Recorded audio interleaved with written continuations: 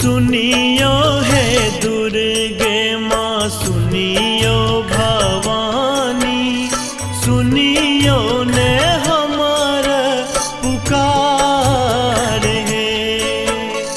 सुनियो हे दुर्गे माँ, सुनियो भवानी, सुनियो ने हमारा पुकार है।